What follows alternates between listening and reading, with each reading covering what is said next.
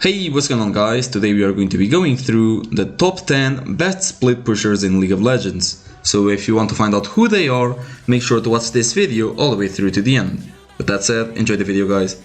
Coming up on number 10 we have Nasus. Nasus is a top lane juggernaut with infinite scaling thanks to his Q, Siphoning Strike. Not only Nasus is an incredible duelist, but he is also a tower eater. Every single Q from him with Trinity Force and around 500 stacks might easily chunk a third of the turret's life. It becomes even faster if he has the Demolish rune. Leave him alone in lane, stacking and pushing, and your towers might disappear in a blink of an eye. Nasus' only weakness is his lack of mobility, which makes him prone to be ganked. While he is a walking fortress, he can cope to individually 1v3 unless he is extremely fed. For that, he needs to keep a good vision control in the enemy jungle before splitting.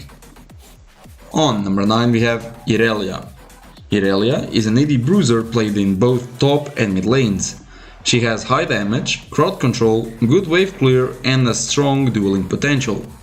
Irelia is also a fantastic team player thanks to her ultimate, so her teleports are frequently game changing. Irelia's wave clear and dueling potential make her an excellent split pusher.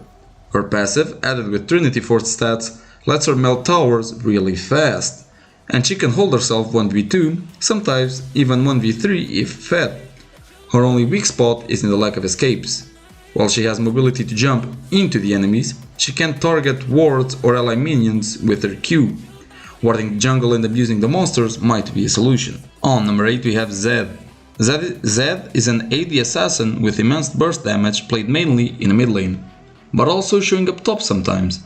Zed has good wave clear with his rotation abilities, high damage and more important, a really high mobility. He is capable of dueling almost any champion in the game or escape unarmed if he can fight. His recent buff to scaling attack speed makes him an even better split pusher, and if he manages to get fed early, the game is basically over. On number 7 we have Kassadin. Kassadin is an AP melee assassin with a weak laning phase, but one, if not the best, scalings in the game. Once he gets a few items, he starts to one-shot every squishy in the enemy team. Tanks will still take 2 shots to die though. What makes Kassadin an excellent split pusher is a combination of Lich Bane plus his ultimate. He can easily clear waves with a spell rotation, quickly reach an unprotected turret and start melting it really fast. If everything goes wrong, his ultimate provides him unrivaled mobility. Should the enemy be stupid enough to send 1 or 2 squishies to defend his push, killing them will look like a walk in the park. His only concern is his mana, which can lead to bad situations if poorly managed. Nothing a blue buff and some experience won't solve. On our 6th spot we have Riven, an AD bruiser with high mobility, high damage and one of the most intensively mechanical kits in the game.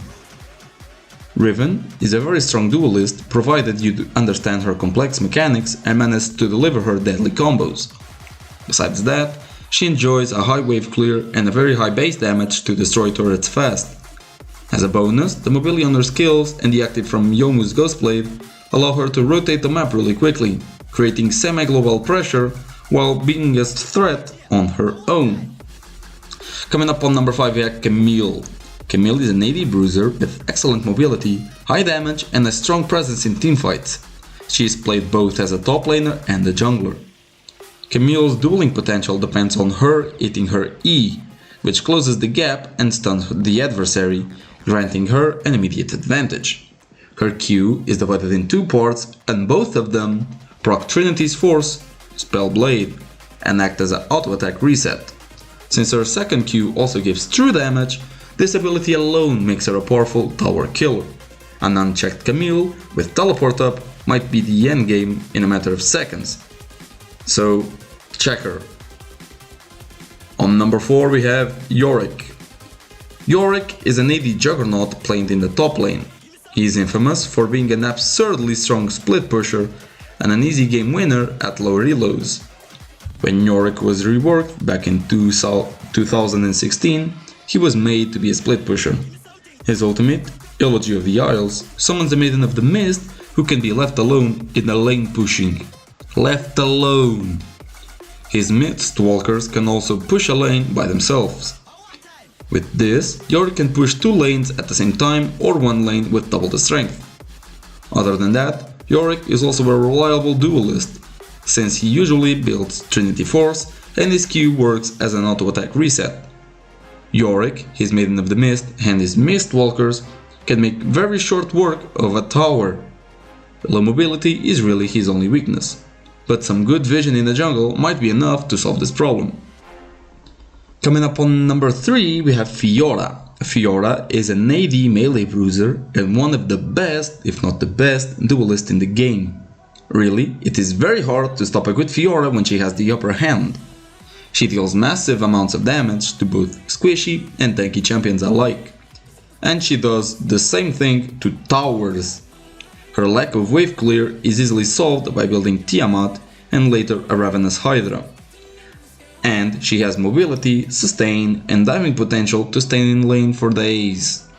Next time you see a Fiora on the enemy team, ask your jungler to camp her in the early game, lest she grows into an unstoppable force later on, and hope to God he's not an idiot and feed her, which is most likely the case. On number 2 we have Tryndamere. Tryndamere is an AD bruiser with massive damage, good mobility and strong dueling potential. He is considered by many the most annoying champion in the game and one of the best split pushers in League of Legends. Tryndamere has a very strong laning phase thanks to his passive. He enjoys good sustain with his Q and high mobility with a low cooldown on his E. But the most important part of his kit is his ultimate. Tryndamere can become immortal for 5 damn seconds. More than enough time to turn the fight in his favor, take down a tower, destroy an inhibitor or demolish the Nexus. It's the perfect split pushing machine. Tryndamere is only outclassed by one champion in split pushing potential, because he can get outscaled, struggles against tanks and has bad teamfight presence.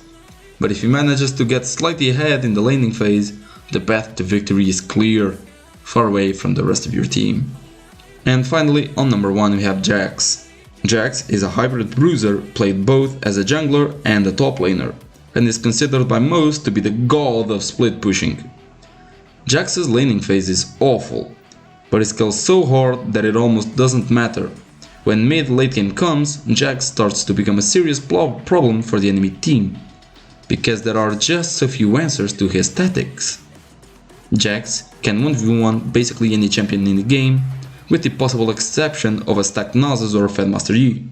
He melts turrets really fast with his passive attack speed bonus and has reliable mobility with his Q. To go even further, a good Jax can 1v2 and sometimes 1v3, while his team destroys everything else on the map. His teamfight potential is not only unbelievable, but he is still a mighty diver and can hold the backline of the enemy composition, while your carries take the care of the rest. Jax might have his weaknesses, but when it comes to split pushing, he is definitely the undisputed king. Now, some names didn't make it onto the list since only the best 10 could show up. Here are the names we didn't include: Jace, Trundle, Twisted Fate, Yasuo, Ahri, Gangplank, LeBlanc, Udyr, and Sion. Tell us in the comments if you think of another champion who deserves to be mentioned here.